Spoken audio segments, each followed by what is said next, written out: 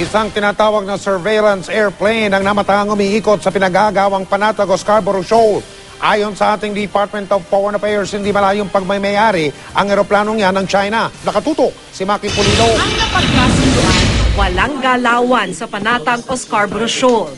Pero sa halos araw-araw na press con ng DFA, halos ipagsigawan nito ang panibago na namang paglabag ng China sa kasunduan. Kahapon, 3 beses daw may lumipad na surveillance plane sa Panatag Shoal. Hindi tiyak kung kanino ito pero malamang daw sa China. Tila muling nagpakita ng lakas ang China kahapon sa Panatag Shoal. Ang isa pang hindi tama sa sitwasyon, bakit daw tayo lang ang nag-iingay sa ginagawa ng China sa West Philippine Sea? It appears to us that China wants to establish the rules.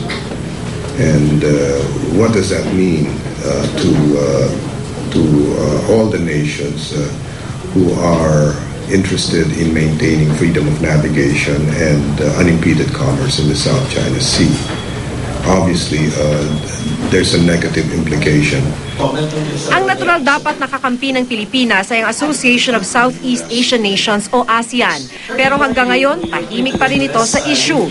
Sana raw kusa ng pumosisyon ng ASEAN. Total, malinaw umanong nilabag ng China ang Declaration on the Conduct of Parties in the South China Sea o DOC. They said that we should adhere to the DOC.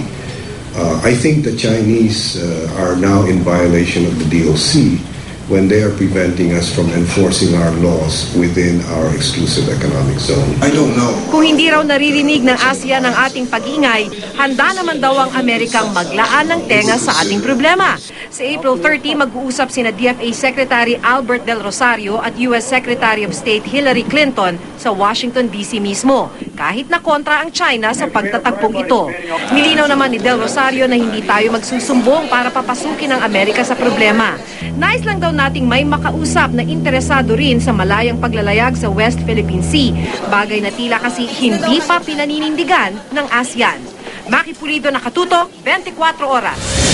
Samantala, sa isang payag, sinabi ng Embahada ng China o Chinese Embassy na patuloy nilang sinisikap na magkaroon ng mapayapang solusyon sa issue na yan sa Panatag Shoal. Ikinagulat daw nila ang naging payag ng ating DFA na nagpapadala yung Embahada ng China rito papunta sa Beijing ng maling impormasyon tungkol sa isyong pinagtatalunan ngayon ng China at ng Pilipinas.